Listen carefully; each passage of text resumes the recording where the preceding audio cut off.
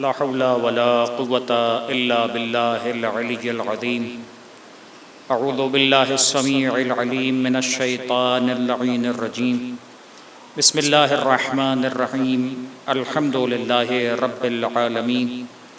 الحمد لله الذي لم يتخذ صاحبة ولا ولدا ولم يكن له شريك في الملك ولم يكن له ولي من الذل وكبره تكبيرا.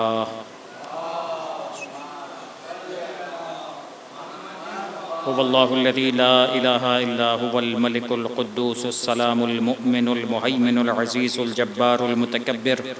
سبحان الله عما يشركون. هو الله الخالق البارئ المصور له الأسماء الحسنى يسبح له ما في السماوات والأرض وهو العزيز الحكيم. والصلاة والسلام على أشرف الأنبياء والمرسلين سيدنا ونبينا ومولانا أبي القاسم محمد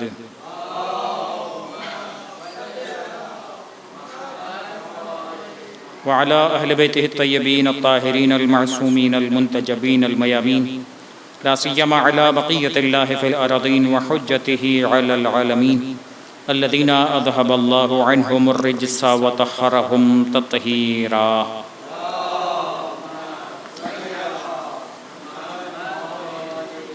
واللعنة الدائمة على أعدائهم أجمعين من يوم ظلمهم وعداوتهم إلى يوم الدين. أما بعد فقد قال الله تبارك وتعالى في قرآن الحكيم. بسم الله الرحمن الرحيم. بقية الله خير لكم إن كنتم مؤمنين. صلوات.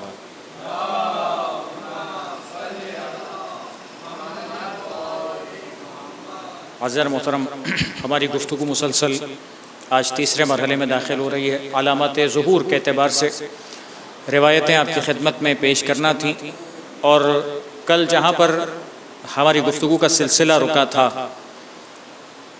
وہ یہ بات تھی کہ انسان کے لیے اس غیبت کے دور میں خاص طور پر اپنے امام کی معرفت ضروری ہے، اور اس معرفت کے ساتھ پھر وہ مرحلے آتے ہیں کہ جہاں انسان کی وہ ذمہ داری پوری ہوتی ہوئی نظر آتی ہے کہ جہاں انسان دین سیکھے.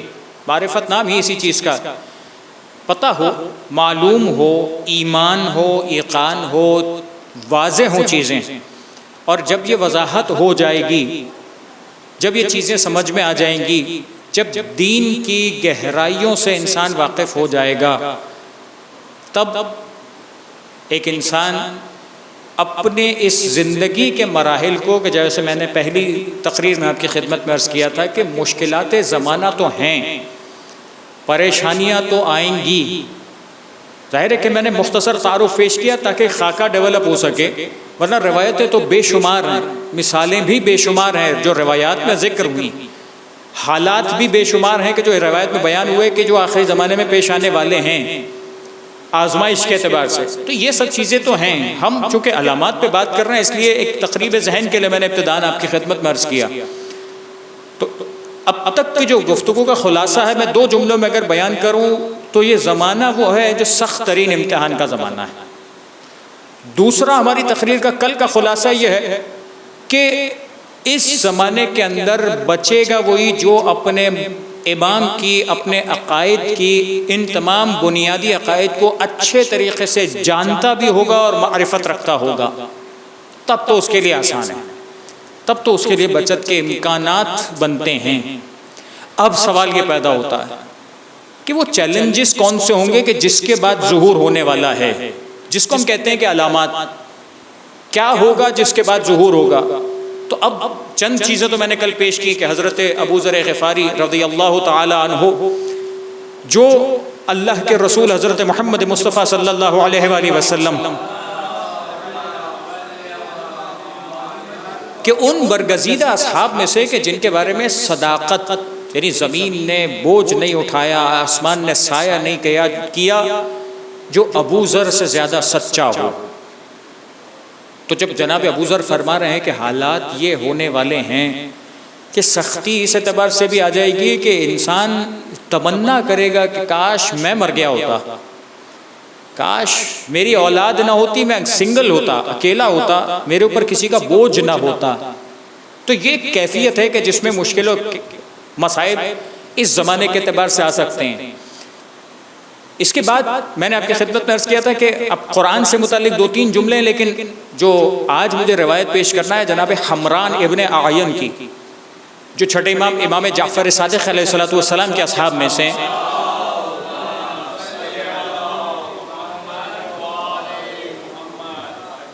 اس کے اندر وہ 2-3 چیزیں آ جائیں گی، اس لیے میں الگ سے بیان نہیں کر رہا تاکہ ڈپلیکیشن نہ ہو اور بات آسانی سے سمجھ میں آئے۔ کل جو میں نے ایک روایت کا جملہ آپ سے کہا تھا کہ بیان کروں گا، وہ خطبہ مولا کائنات امیر المؤمنین علی ابن ابی طالب علیہ السلام۔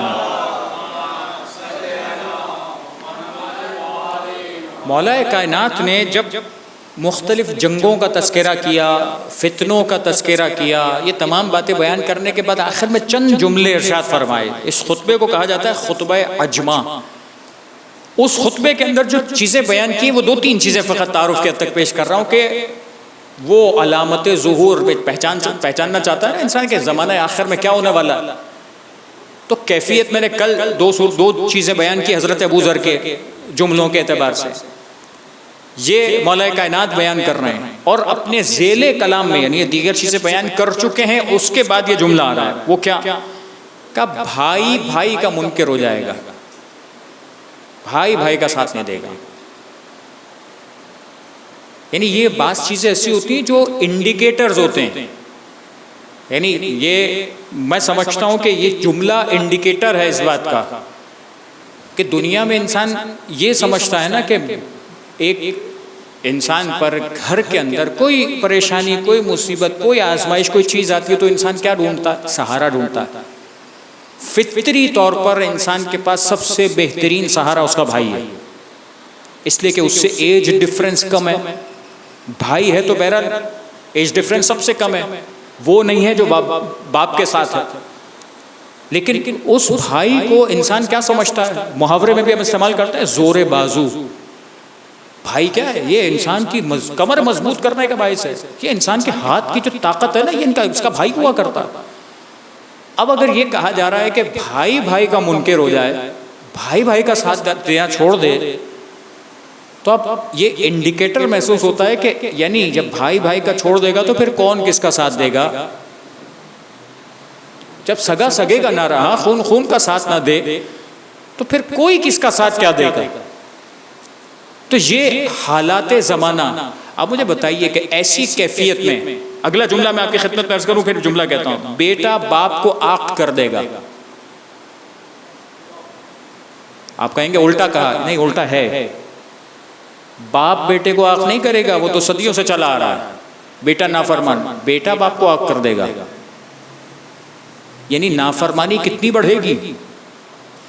پہلے ہم بات کرتے تھے کہ بزرگ کی نافرمانی اگر اولاد کر رہی ہے تو بزرگ ناراض، یہاں بات ہو رہی ہے نہیں بیٹا باپ کو عاق کر دے گا، بیٹا اتنا مضبوط ہو جائے گا کہ باپ کو نکال دے گا، باپ سے تعلق توڑ لے گا۔ جو میں کہہ رہا ہوں نا انڈیکیٹرز، اب آپ کی سمجھ میں آئے گا کہ کچھ چیزیں یہ نہیں ہیں کہ ڈائریکٹ کسی ایک پرٹیکولر کیس کی بات ہو رہی کہ اس نے ایسا کیا۔ مثلا میں نے پہلے دن بیان کیا تھا، مثلا بیدا ایک علاقہ ہے جس کی زمین دھس جائے گی، ایک علامت ہے، وہ تو ایک پرٹیکولر کیس ہے نا۔ آسمان سے آواز کا آنا یہ ایک پرٹیکولر کیس ہے، آسمان سے آواز آئی، بات سمجھ میں آ گئی، ایک علامت پوری ہو گئی۔ یہاں پہ بات یہ نہیں ہے کہ ایک چیز یوں ہو گئی، ہاں نہیں، بات یہ ہے کہ یہ معاشرہ چلتا کس پہ ہے، خاندان چلتا کس پہ ہے، لوگ اپنا کام کاج بزنس سب چیزیں خاندان یہ سب چیز کیسے چل رہا ہوتا؟ یہ ایک دوسرے پہ ہی تو چل رہا ہے۔ کون ہے جو کہے کہ میں فلانے خان ہوں، میرے ساتھ کوئی بھی نہیں ہوگا تو چل جائے گا؟ کوئی انسان ایسا نہیں ہے۔ انسان کی فطرت ہے بستی بسا کے رہتا، فطرت ہے دوسرے پہ ریلائی کرتا ہے، کبھی دوست ہے، کبھی بھائی ہے، کبھی بہن ہے، کبھی ماں ہے، کبھی باپ ہے، کبھی بچے ہیں، کبھی اولاد ہے، فطرت ہے نا انسان کی۔ فرمایا جا رہا ہے کہ یہ زمانے کی خرابی اس حد تک پہنچنے والی ہے کہ اب بیٹا باپ کو عاق کر دے تو یعنی جو ریلیشنز انسان کے، یعنی جس کو ہم کہیں نا پیئر والے ریلیشن، برابری والے تھے نا، بھائی بھائی کا برابری والا، باپ بیٹے کا یہ نسب والا، یہ اوپر سے نیچے ہاریزونٹل وے، اچھا ہارزونٹل وے ہے تو اب کیا ہوگا؟ کہا نہیں، یہ پہلے تو ہم سوچتے تھے کہ بیٹا باپ بیٹے کو، کہا نہیں، بیٹا باپ کو آگ کر دے گا، بیٹے باپ کو بول دیں گے. اب یہ الٹا، پھر اب سارے ریورس سیناریوز ہیں. اب اگر اندازہ تو ہو گیا آپ کو، 2 سیناریو میں نے بیان کیے، تیسرا سنیے. تیسرا فرمایا جا رہا ہے عورتیں اپنے شوہروں کی مذمت کریں گی. آج تک سنتے آئے شوہر کچھ کہتا تھا اور اپنی زوجہ کے بارے میں، کہا اب ریورس ہے، اب عورت اپنے شوہر کی مذمت کرے گی. یعنی عورت اتنی حاوی ہو رہی ہے نا، اتنا زیادہ اس کا انفلوئنس بڑھ رہا ہے کہ وہ اپنے شوہر پر بھی حاوی ہو جائے گی. ہے نا، ایک نظام زندگی ہے، ایک قانون زندگی ہے، سلیقہ ہے. ایک انسان کی فیملی سسٹم چلتا ہے، ایک طریقے سے چلتا ہے. جو مرد کا کام ہے مرد کرے گا، عورت کا کام ہے عورت کرے گی، اولاد کا کام ہے اولاد کرے گی، بھائی بہنوں کا رشتہ ہے وہ بھائی بہن نبھائیں گے. اب یہاں سیناریو مولا کائنات بیان کر رہے ہیں بالکل ریورس کیس. یہاں پر عورت یعنی زوجہ اپنے شوہر کی مذمت کرے، مائیں اپنی بیٹیوں کا مذاق اڑائیں گی. یعنی اب کیفیت بالکل اپنے ہائیسٹ اس پہ جا رہی ہے. کون سی ماں ہوتی جو اپنے بیٹی کو، ماں کے ساتھ بیٹی کا رشتہ وہ راز والا رشتہ ہے کہ جہاں بیٹی کو کچھ ہوتا ہے تو بیٹی ماں کے پاس جاتی ہے، ماں اپنے راز اپنی بیٹی کو بتاتی ہے.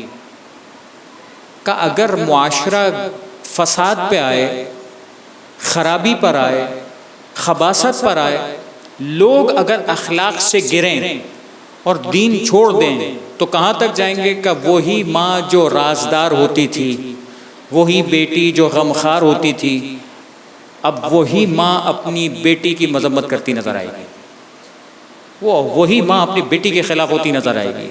اب جب یہ ہو جائے، بلکہ وہاں پہ تو جملہ ہے کہ مذاق اڑاتی ہوئی نظر آئے گی، تو جب یہ ہو جائے تو پھر آپ سمجھ سکتے ہیں کہ یہ سارے چیزیں کس معاشرے کو بیان کر رہی ہیں. پھر فرمایا کہ فقہا جھوٹ بولیں گے، غلط بیانی، جھوٹ بیانی کریں گے، دروغ گوئی کریں گے. اب لفظ فقہا حدیث کا لفظ ہے، اگر لغت کے اعتبار سے جو معنی لیں ہم تو کیا معنی ہے؟ فقہ کس کو کہتے ہیں؟ سمجھ کو. فقہا کس کو کہتے ہیں؟ سمجھ والوں کو، جو دین کی سمجھ رکھتے ہیں ان کو کہتے ہیں فقہا. اب ضروری نہیں ہے کہ ہم ان کی بات کریں، ایک خاص کیٹیگری کے اندر نہیں جائے گی بات. اب ہر انسان وہ داخل ہو گیا جو مثال کے طور پر اس کے قریب آ کر اس ڈیفینیشن میں داخل ہو جائے کہ اگر دین کا سمجھنے والا جھوٹ بولنا شروع کر دے، جسے اچھی طرح دین سمجھ میں آتا ہے، اگر وہ یہ بات کرنا شروع کر دے تو پھر کیا بچا؟ دین کی تصویر کون پیش کرتا ہے معاشرے کے اندر؟ جو دین سمجھ رہا ہے اس کا ریفلیکشن آ رہا ہے نا معاشرے میں. بھائی معاشرے کا علماء جو سمجھ رہے ہیں، جو معاشرے کی کنڈیشن دیکھ رہے ہیں، بیان کر رہے ہیں، ہمیں علم کہاں سے پہنچ رہا ہے؟ ہمیں مثال کے طور پہ دین کہاں سے ملتا ہے؟ یہی ممبر ہے نا جو ہمیں دین پہنچا رہا ہے، یہی ممبر ہے جو ہمیں دین کی باتیں بتا رہا ہے. قرآن، اہل بیت، سنت، ہم سب دین اس ممبر سے تو سیکھ رہے ہیں. اور کہاں سے سیکھ رہے ہیں؟ صرف فقط اس پر انحصار ہونا نہیں چاہیے. یہ میں پہلے بیان کر چکا کہ فقط سنگل سورس پہ نہیں ہونا چاہیے. سنگل سورس نہیں ہے، ہم نے بنا لیا یہ سنگل سورس. ہمارے پاس ہے کتاب، ہمارے پاس ہے قرآن، ہمارے پاس ہیں اہل بیت کی حدیث، ہمارے پاس ہیں علماء کی کتابیں، ہمارے پاس ہیں اور ریسورسز کہ جس کو یوٹیلائز ہونا چاہیے. لیکن پریکٹیکلی سچویشن کے اندر دیکھیں تو عام طور پر ابھی جو گراؤنڈ ریئلٹی ہے وہ یہ کہ ہم صرف ایک ممبر کو ریسورس سمجھ رہے ہیں اور اسی پر ریلائی کیے ہوئے اس سے آگے بڑھتے ہی نہیں. تو جو سمجھدار انسان، جو سمجھدار دین کی سمجھ رکھنے والا بیان کرے، اگر وہی جھوٹ بولنا شروع ہو جائے تو پھر معاشرہ کہاں جائے؟ پھر کس پہ ماتم کرے؟ پھر کس کو روئے؟ یعنی اب دین، میں ایک جملہ بیان کر دوں تاکہ آپ کے ذہن کی تصویر جو دھندلاہٹ ہے نا وہ واضح ہو جائے کہ اب یہ جملے ہیں مولا کائنات کے ہضم تو یقیناً نہ آپ کو ہو رہے نہ ہمیں ہوں گے کہ یہ کیسے سیناریو کی بات ہو رہی ہے. لیکن وہ جو جملہ ہے نا یملأ الارض قسطا وعدلا کما ملئت ظلما وجورا، ہم ایک لفظ پڑھتے ہیں ظلم و جور سے بھر جائے گی. یہ ظلم و جور کیا ہے؟ کبھی سوچا؟ یہ ظلم و جور جو پرٹیکولرلی جزئیات کے اندر، ایک ایک اینٹیٹیز کے اندر، ایک ایک بیہیویئرز کے اندر کیسے آتا ہے جس کے بعد یہ فساد آئے گا. جو ظلم و جور، کوئی سوال ذہن میں آتا ہے بھائی ظلم و جور کیا ظلم و جور ہوگا؟ مار دھاڑ ہوگی، قتل ہوگا، تو ہو رہا ہے، وہ تو نظر آ رہا ہے آپ کو. لیکن ظلم و جور کو اور ہم کیسے سمجھیں، وہ یہ خطبہ سمجھائے گا، وہ یہ جملہ سمجھائے گا کہ ظلم اس چیز کا نام بھی ہے. صرف اس کو ظلم نہ سمجھو کہ موبائل اسنیچنگ ہو گئی، وہ ظلم ہے. یہ فقط ظلم نہ سمجھو کہ کسی نے کسی کو تکلیف دی، ظلم ہے. کسی نے کسی کو گالی دی، ظلم ہے. کسی نے کسی کا مال ہڑپ لیا، ظلم ہے.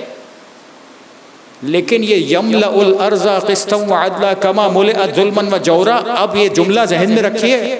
اب اس ظلم اور جور کو تصور کرنے کے لیے مولا کائنات کے جملے ذہن میں ہونے چاہیے کہ جب بیہیویئرز بدلیں گے نا تو کہاں تک جائے گی بات. ایک مرتبہ صلوات پڑھیں محمد والے محمد.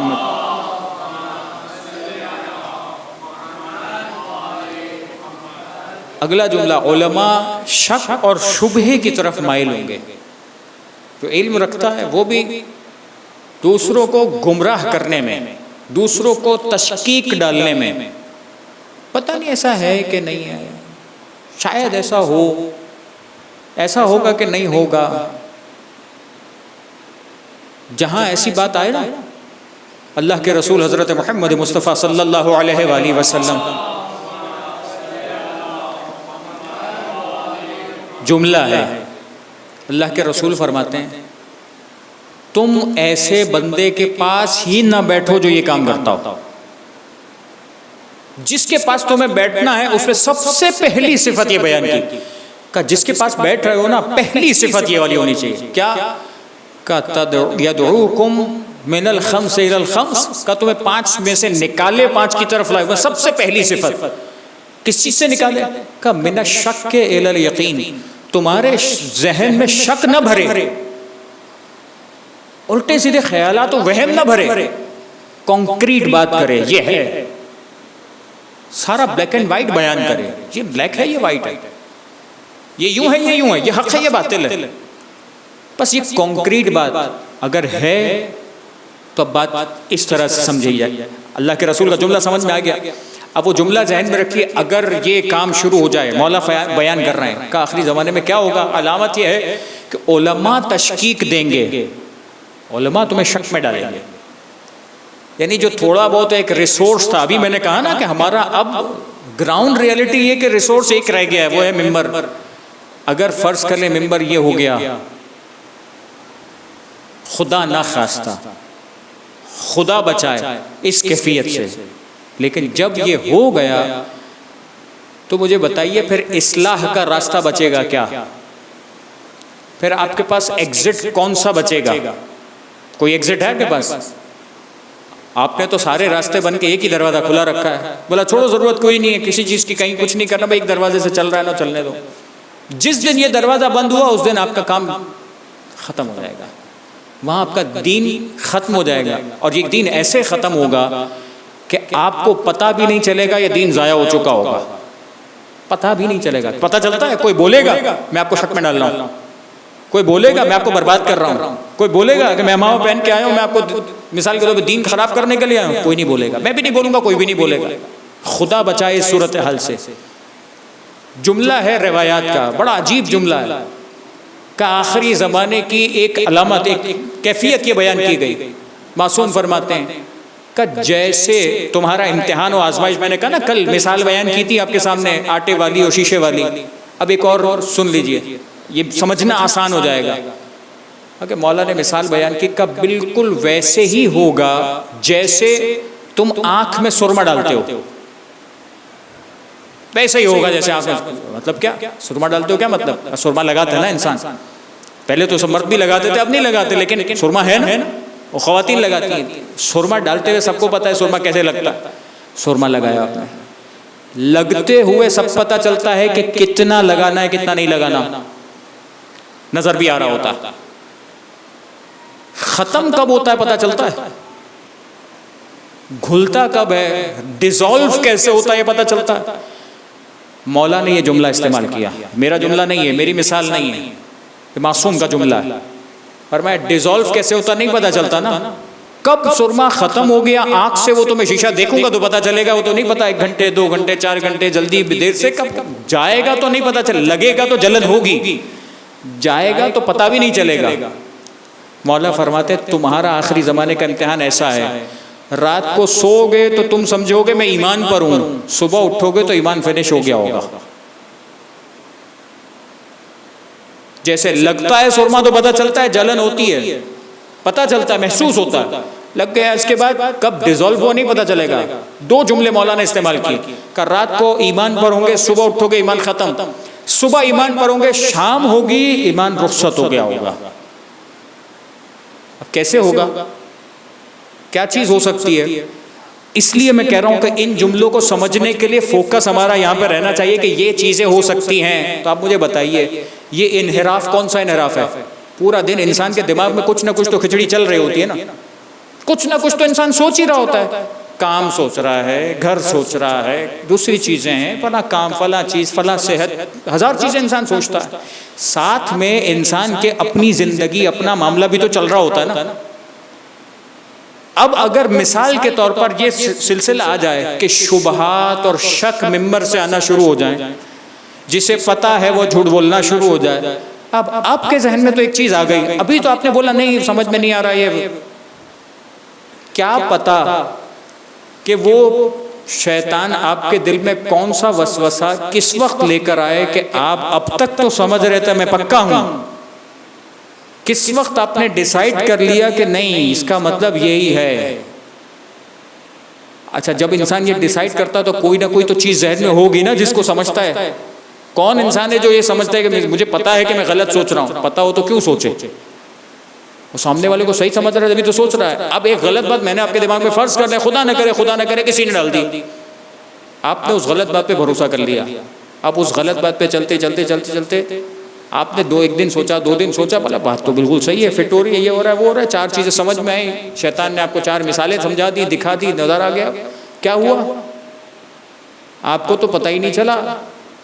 میں نے تو ایک چیز ڈالی تھی, آپ کا کام ہو گیا تمام. کسی نے ایک شبہہ ڈالا تھا, آپ کا تو ایمان ہو گیا رخصت. اب سمجھ میں آ رہا ہے جو مولا کہہ رہے ہیں کہ رات کو سو گے تو سیدھے ہوں گے, اٹھو گے تو ایمان ختم ہو گیا ہوگا, صبح ہوں گے سیدھے ہوں گے, شام ہوگی تو ایمان رخصت ہو جائے گا. جب ایسے شکوک و شبہات آئیں گے تو پھر بچنا بڑا مشکل ہے, سوائے ایک راستے کے جو میں نے سب سے پہلے بیان کیا, میں بار بار تکرار کروں گا, میں آپ سے کہہ رہا ہوں تکرار کروں گا, سوائے اپنے ایمان کی مضبوطی, اپنی معرفت کے بڑھانے کے, اپنے عقائد مضبوط کرنے کے دوسرا کوئی راستہ نہیں ہے ہمارے پاس, کوئی راستہ نہیں ہے, کوئی ایگزٹ نہیں ہے میرے پاس. میرے پاس ایسی پکی دلیل ہونی چاہیے, میرے پاس ایک پکا ریسورس ہونا چاہیے جس کے بارے میں قیامت کے میدان میں پروردگار کو کہہ سکوں مالک میں نے یہ دیکھا تھا, یہ تھا میرے پاس. میں بول سکتا ہوں فلاں نے بولا تھا, وہ فلاں آدمی آیا تھا ہمارے محلے میں مجلس پڑھ کے چلا گیا, اس نے یہ بولا تھا, اللہ ایکسیپٹ کر لے گا. آپ مجھے بتائیے, آپ کسی کو بولیں, کوئی آپ کو مثال کے طور پر آپ کی کوئی اصلاح کرنا چاہے, آپ سے متعلق آپ کا بزرگ, آپ کے اطراف میں آپ کے دوست, فرض کر لیں کسی بات پہ بحث ہو جائے, آپ بولیں کہ فلاں نے بولا تھا, تو اگلا وہ بندہ کیا بولے گا؟ اچھا تو کیا ہو گیا؟ اس کے بولنے سے وہ کیا قرآن ہے, حدیث ہے, وہ کیا معصوم ہے, اسے اللہ نے بھیجا ہے. جو انسان نہیں ایکسیپٹ کرتا کہ فلاں نے بولا میں نے مان لیا, تو کیا پروردگار ایکسیپٹ کرے گا کہ فلاں نے بولا میں نے مان لیا, میں نے زندگی گزار دی اسی پہ, اور اسی پہ میرا موت, اسی پہ میری موت ہو گئی, قیامت کے میدان میں کھڑا ہوں, پروردگار میں تو یہ کر کے, بولا کس نے بولا تھا؟ کہا فلاں نے بولا تھا. پوچھا, دیکھا, تحقیق کی. دین اتنا ہلکا, بیکار, سستا, یا کوئی ایسی کم اہم چیز تھی نعوذ باللہ من ذالک کہ جس دین کو تم نے اس قابل بھی نہیں سمجھا کہ کسی سے جا کے تصدیق ہی کروا لیتے کہ یہ ہے بھی کہ نہیں, صحیح بھی بول رہا ہے کہ غلط بول رہا ہے. یہ مولانا جو بیان کر کے گئے, چاہے میں بیان کر رہا ہوں, آپ کسی کو پوچھے تو صحیح, بھائی صحیح بھی بول رہا ہے نہیں بول رہا, کتاب میں ہے بھی کہ نہیں, کوئی پروف ہے کہ نہیں, یہ اپنی طرف سے بول رہے ہیں. تو آپ تو جواب دیں, اگر کہیں مولانا نے بولا تو آپ کا جواب تو نہیں ایکسیپٹیبل ہے, دنیا نہیں ایکسیپٹ کرے گی, تو خچے جائے کہ پروردگار قبر کے فرشتے ایکسیپٹ کریں, فلاں نے بولا. مذمت ہے اس بات کی, اصول کافی کا نام آپ نے سنا ہے؟ شیخ محمد ابن یعقوب کلینی محدثین میں سے، وہ ان لوگوں میں سے کہ الکافی نام کی کتاب لکھی جس کے بارے میں منسوب ہے جملہ کہ سرکار حجت امام عصر والزمان عجل اللہ تعالی فرجہ الشریف،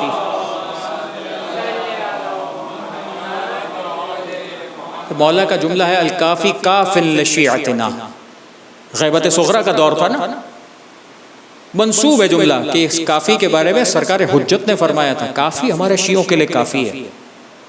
اس کافی کے اندر حدیثیں پڑھیں گے نا، کیا ہے اس کے اندر، اس کا الکافی کے اندر کیا لکھا؟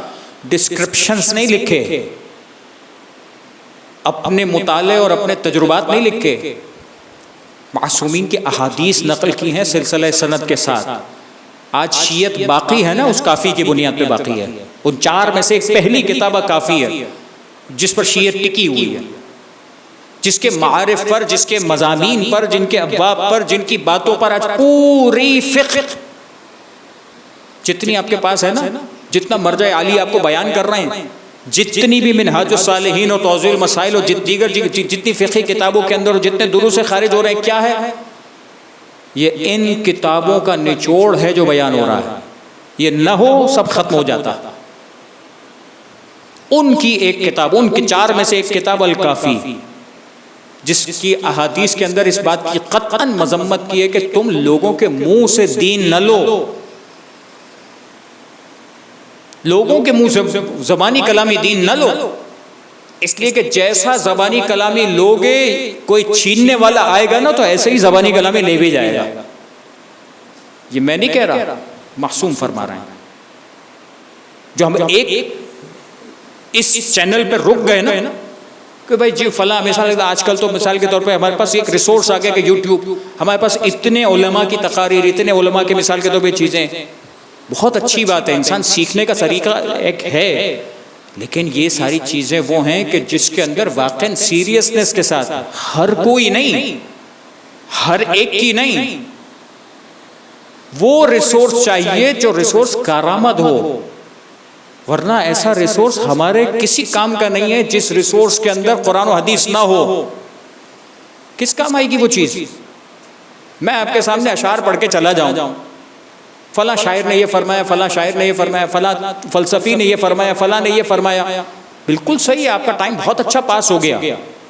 اس کے بعد آپ میری بات کو بھروسہ کر کے مان لیں، مولانا نے فرمایا تو صحیح کہا ہوگا، ممبر پہ بیٹھے تھے، امامہ سر پہ تھا، مجلس کا ٹائم تھا، مصائب بھی پڑھے تھے انہوں نے صحیح بولا ہوگا، تو ہم نے سن لیا، ہم نے مان بھی لی وہ بات۔ آپ مجھے بتائیے، کیا میں آپ مجھ سے سوال کریں، کیا کس نے کہا؟ فلاں شاعر نے کہا، کس نے کہا؟ وہ فلاں فلسفی نے کہا، کس نے کہا؟ وہ فلاں نے کہا، میں نے تو اس کا قول نقل کیا۔ شریعت اس چیز کا نام تھی؟ وہ شاعر زیادہ اچھی شریعت جانتا ہے یا وہ محدث کہ جس نے حدیث اہل بیت سیکھی ہے؟ وہ قرآن بیان کرے گا یا فلسفی کا کلام بیان کرے گا؟ فلسفی بیان کرے گا کہ دین و شریعت کے احکام یہ ہیں، یا قرآن کی آیتیں بیان کریں گے کہ تمہیں جھنجھوڑا جا رہا ہے، تمہیں پکارا جا رہا ہے؟ کیوں قرآن نہیں پڑھتے؟ کیوں قرآن پہ غور نہیں کرتے؟ کیا تمہارے پاس عقل نہیں ہے؟ کیا تمہارے پاس کان نہیں ہے، سنتے نہیں ہو تم؟ کیا تمہارے پاس آنکھیں نہیں ہے کہ جس سے تمہیں نظر نہیں آتا؟ کیا تمہارے پاس زبان نہیں ہے جس سے بول نہیں سکتے؟ کیا تمہارے پاس عقل نہیں ہے جس سے سوچنے کی، فکر کرنے کی صلاحیت نہیں ہے نا؟ قرآن بولتا ہے نا کہ ام علی قلوب اقفالها، کیا ان کے دلوں پہ تالے پڑ گئے؟ جب ہے ہدایت کی کتاب تو سیکھتے کیوں نہیں ہیں؟ پڑھتے کیوں نہیں ہیں؟ اس پہ غور کیوں نہیں کرتے؟ اس کی تحقیق میں آگے کیوں نہیں بڑھتے؟ دنیا کے کسی ریسورس کو میں ڈینائی نہیں کر رہا، میں یہ نہیں کہہ رہا کہ کسی نے غلط کہا، کسی نے صحیح کہا، ان سب سے بہت زیادہ معتبر ریسورس، اس کو آپ کو ری چیک کرنا پڑے گا۔ قرآن آپ کے گھر میں ہے، حدیث آپ کے گھر میں ہونی چاہیے، دعائیں آپ کے گھر میں ہیں، زیارتیں آپ کے گھر میں ہیں، وہ معارف کی کتابیں آپ کے گھر میں ہونی چاہیے جس کو آپ پڑھیں تو سوال ذہن میں آئے، پڑھیں تو پتہ چلے کہ مولا بول کیا رہے ہیں، کس مخلوق کے بارے میں ہدایت دی ہے مولا نے۔ کیا یہ آج کے مومن کی ذمہ داری نہیں ہے؟ معرفت کہنے سننے سے، صرف ہوائی باتوں سے نہیں ہوگی، فقط شاعری سے معرفت نہیں آئے گی، اپنے آپ کو ان تمام چینلز پہ مضبوط کرنا پڑے گا. ایک مرتبہ درود پڑھے محمد و آل محمد.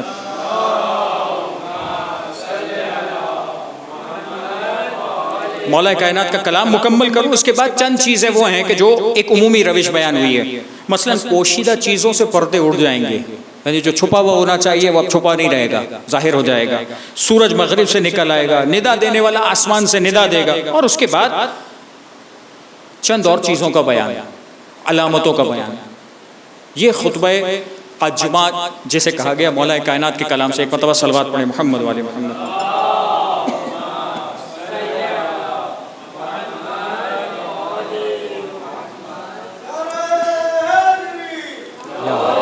مولا کائنات کا کلام میں نے پیش کر دیا. چھٹے امام کی روایت آج شروع کر رہا ہوں. بس مختصر 4-5 جملے میں آپ کی خدمت میں پیش کر دوں، روایت کا تبرک حاصل ہو جائے اور اس کے بعد گفتگو اپنے اختتام کی طرف جائے. حمران ابن اعین چھٹے امام کے اصحاب میں سے اور ان لوگوں میں سے کہ جن کے سارے بھائی حمران ابن اعین، میں پہلے بھی تذکرہ کر چکا ہوں ان کا. حمران ابن اعین، بکیر ابن اعین، زرارہ ابن اعین، یہ سارے بھائی تھے جو پکے مولا کے شہدائی تھے، پکے مولا کے اصحاب میں سے تھے، خاص لوگوں میں سے.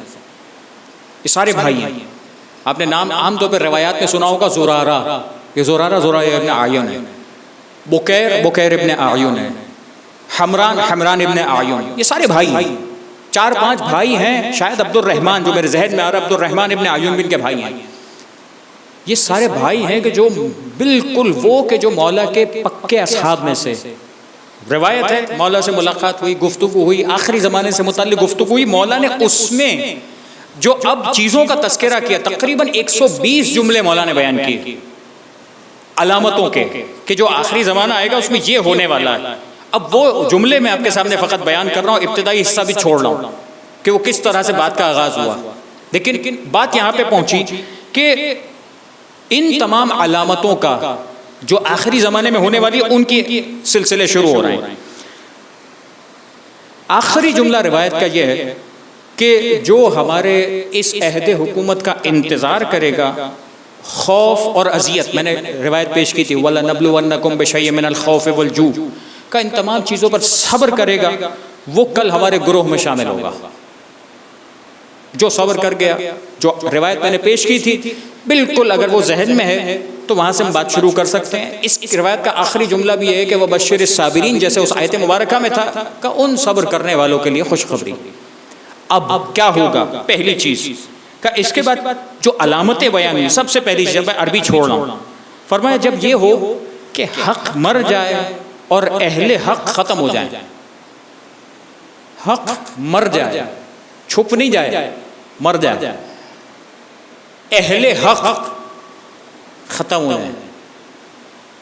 کیفیت آپ سمجھ سکتے ہیں.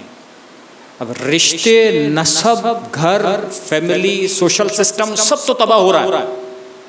اس کے ساتھ ساتھ اب سچ بولنے والا، یعنی ابھی کہا نا مولا کائنات کا کلام، اس کے ساتھ ساتھ جو بیان کرنے والا ہے وہ بھی جھوٹ بول رہا ہے. جو بیان کرنے والا ہے وہ بھی شک میں ڈالنے والا ہے، وہ بھی تردید میں ڈالنے والا ہے، وہ بھی انسان کو بہکانے والا. اب فرمایا جا رہا ہے حق مر جائے گا، ختم ہو جائے گا، اہل حق ختم ہو جائیں گے بالکل. فرمایا کہ اس کے بعد، یعنی اس روایت کے اندر فرمایا گیا کہ اور تم یہ دیکھو کہ ظلم و جور سارے شہروں پر بالکل مسلط ہو گیا. ہر طرح ظلم ہی ظلم ہے. کون سیدھا ہے؟ ہم کہتے ہیں نا کون صحیح ہے، کون مثال کے طور پہ اس معاشرے کا، دنیا کے کسی معاشرے میں ایسا ہے جو واقعاً خدا پرست جس کو بولیں، جس کو خدا کا خوف ہے. آج معاشرے کا ایک فرد نظر نہیں آتا جو خدا کے خوف کے لیے کام کرے. ہر ایک اپنے مفاد پہ لگا ہوا. یہ وہ جملے ہیں نا کہ جو معاشرہ کہہ رہا ہے، یہ وہی جملے ہیں نا جو آج صرف ہمارا نہیں، اطراف کا، ملکوں کا معاشرہ، دنیا کے جہان کے لوگ کہتے ہیں کہ بھائی دنیا ہے مفادات کی دنیا. دھڑلے سے لوگ بولتے ہیں کہ بھائی دنیا میں ہر ایک اپنا مفاد وابستہ ہے، جس کو جو فائدہ نظر آتا ہے وہ والا کام کرتا ہے. اسی کو خدا کا خوف نہیں ہے کہ میں خدا کی خاطر یہ والا کام کروں، میں خدا کو حاضر ناظر جان کر یہ والا کام کروں، جس کا حق ہے دے دوں، جس کی ذمہ داری ہے پوری کر دوں، جس کے معاملات ہیں اس کو نپٹا دوں. خوف خدا نہیں ہے، تقوی اور ورع کی کیفیت نہیں ہے جس کو کہا گیا کہ ذمہ داری ہے چھٹے امام جعفر صادق علیہ الصلوۃ والسلام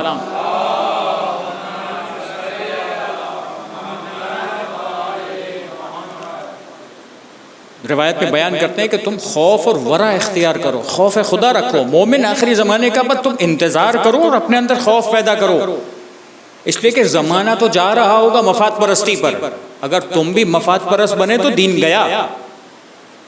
اس لیے کہ یہ مفاد پرستی چاہے چھوٹی ہو 1 روپے کی، چاہے بڑی ہو انسان کے تمام دیگر زندگی کے مفادات وابستہ ہوں، ہے مفاد پرستی مفاد پرستی ہے، بیج پڑا ہے تو نقصان تو دے گا، زہر 1 قطرہ ہو یا پورا گلاس ہو نقصان تو دے گا۔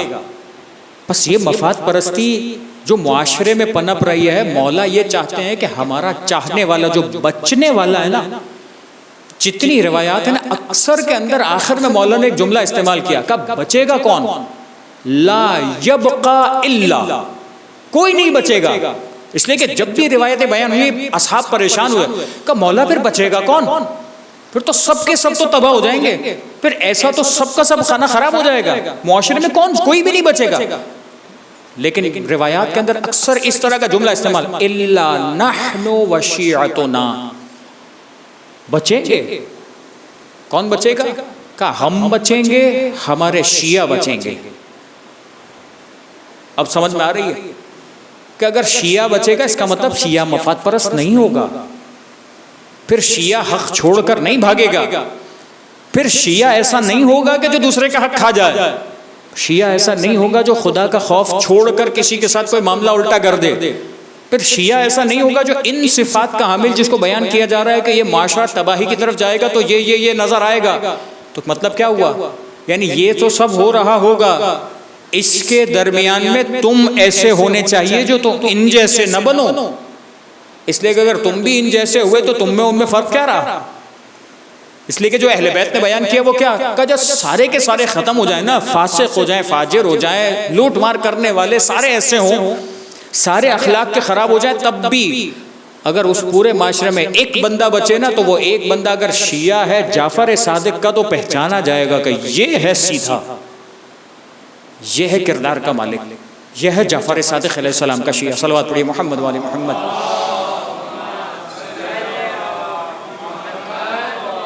بس ایک جملہ آخری پیش کروں، اس سے زیادہ پھر وقت بہت زیادہ ہو گیا، میں بیان نہیں کر پاؤں گا۔ اور یہ فرمایا کہ اس کے بعد تم یہ دیکھو کہ قرآن پرانا ہو گیا، پرانی کتاب ہو گئی، نعوذ باللہ من ذالک، کا زمانہ ایسا بھی آئے گا جہاں قرآن کو یہ کہا جائے کہ قرآن پرانا ہو گیا، اس میں وہ چیزیں پیدا کر دی گئیں جو اس میں نہیں ہیں، قرآن میں نہیں تھی۔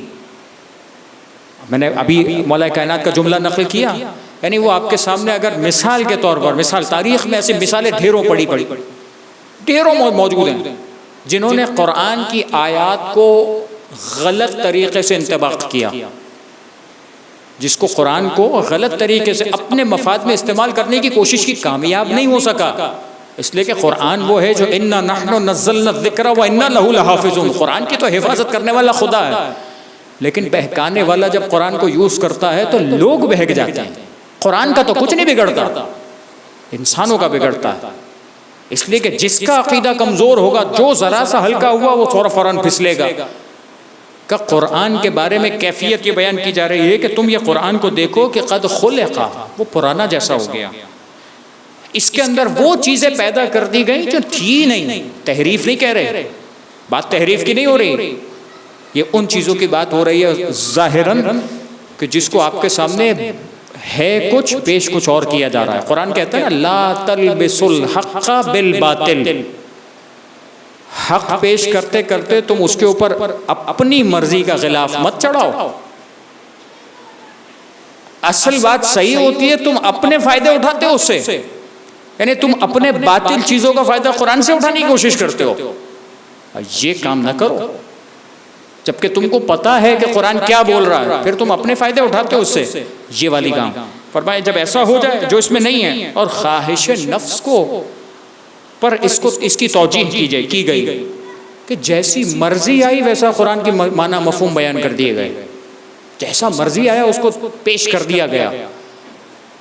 عزیزان محترم، یہ قرآن جس انداز سے ہم بعض اوقات یعنی یہ ہماری گمراہی کا باعث بنتا ہے. میں نے کہا نا قرآن حدیث یہ بیان ہو، لیکن فقط قرآن کو نہ جاننے والا، مثال کے طور پہ مجھے نہیں آتی عربی، فرض کر لے مجھے کچھ نہیں آتا، میرے سامنے اس نے کچھ بھی غلط قرآن پڑھا، آپ کو کیا سمجھ میں آئے گا کہ میں نے صحیح پڑھا کہ غلط پڑھا؟ آپ کو تو عربی نہیں آتی، آپ نے قرآن کی آیت دیکھی ہی نہیں ہے. میں نے ترجمہ صحیح کیا غلط کیا آپ نے دیکھا قرآن میں جا کر. آپ کو معلوم ہے اتنی عربی آتی ہے، اتنی چیزیں آتی ہیں کہ آپ مثال کے طور پہ مجھے پکڑ سکیں گے. بس جہاں پر یہ گمراہی شروع ہوگی وہاں انسان اگر ان چیزوں کو بہانہ بنا لے، بس یعنی فساد دیکھیں کہاں تک پہنچے گا کہ آخری زمانے میں فساد کرنے والا قرآن کی آیت بھی نہیں چھوڑے گا جس سے فساد کرنے کی کوشش کرے گا. ہوگا کچھ بیان کرے گا کچھ، ہوگا کچھ پیش کیا جائے گا کچھ اور. اب جب یہ ہو جائے تو آپ مجھے بتائیے کہ پھر آپ ہم جیسا کوئی ایسا انسان جسے نہیں پتا وہ ایک چیز پر ایک بندے پر الہی کر کے بیٹھا رہے، بھائی فلاں مولانا صاحب جو بولیں گے میں تو مان لوں گا، پھر تو آپ نے اپنا دروازہ خود گلی بند کیا ہے، پھر تو نقصان آپ خود اٹھائیں گے. نعوذ باللہ من ذالک، خدا محفوظ رکھے ایسے ہر شر سے. بس پروردگار عالم سے دعا کرنی چاہیے، مالک ہمیں ہدایت پر قائم رکھنا، کسی گمراہی کے راستے پر مت ڈالنا. اس لیے کہ گمراہی کے راستے تو ایک کے بعد ایک کھلتے چلے جائیں گے. کتنے لوگ ہوں گے جو قرآن کی آیت اور قرآن کے نام پر دین کے ارکان کو کسی اور اپنی مرضی کے اعتبار سے بیان کریں گے. اگر میری آنکھ نہیں کھلی ہوئی تو میں تو بیٹھ گیا، میری آنکھ نہیں کھلی میں تو گیا، میرا دین بھی گیا. بس عزیزان محترم، میں بات یہاں پر روک رہا ہوں، کل انشاءاللہ کنٹینیو کروں گا. 3 جملے میں نے آپ کی خدمت میں بیان کیے ہیں. آج میں بیان کرنا چاہتا ہوں چونکہ ایام سجادیاں ہیں اور اب تک میں کچھ بیان نہیں کر پایا، ایک روایت کا جملہ بیان کروں اور پھر متصل بھی ہو جاؤں. صلوات پڑھیے محمد و آل محمد پر.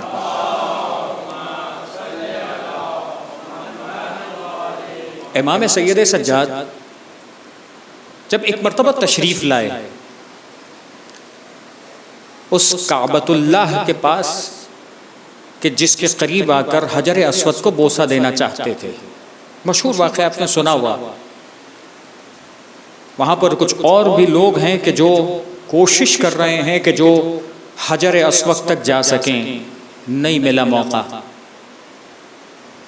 امام سید سجاد تشریف لائے، لوگ ہٹ گئے، مولا کو موقع ملا، مولا نے جا کر حجر اسود کو بوسہ دیا. کہ یہ وہ موقع تھا جب لوگوں نے بات کی اور آپس میں گفتگو کرنے لگے اور کسی شخصیت سے کہا یہ کیا پہچانتے ہیں؟ آپ کو تو موقع نہیں مل رہا تھا، آپ کو راستہ نہیں مل رہا تھا، یہ کون جوان ہے جو آیا اسے سب نے ہٹ کر راستہ دے دیا؟ کہا نہیں میں نہیں جانتا کون ہے، جبکہ جانتا تھا. کہا نہیں میں نہیں جانتا کون ہے. جناب فرزدق کھڑے تھے. کل موقع ہوا میں چند اشعار کا اور ترجمہ پیش کروں گا، آج فقط تعارف پیش کر رہا ہوں. جناب فرزدق سے برداشت نہیں ہوا. کہا تم اس شخصیت کے بارے میں کہتے ہو کہ نہیں جانتا؟ اور جب تعارف پیش کیا تو یہ شعر کہا ھذا الذی تعرف البطحا وتأتہ. ارے انہیں تو کوئی نہیں جانتا، کون نہیں جانتا؟ انہیں تو بطحا کی سرزمین جانتی ہے. والبیت یعرفہ والحل والحرم، اسے تو یہ کعبہ خود پہچانتا ہے کہ کون آیا ہے. یہ حرم کا علاقہ پہچانتا ہے کہ یہ کون میری زمین پر موجود ہے، حل کا علاقہ پہچانتا ہے کہ کون میری سرزمین پر آیا ہے. یہ تو یہ سارے زمین و مکان، زمان و مکان جانتے ہیں، یہ زمین و آسمان جانتے ہیں کہ یہ کون ہے. اس کو نہیں پہچانتا کوئی.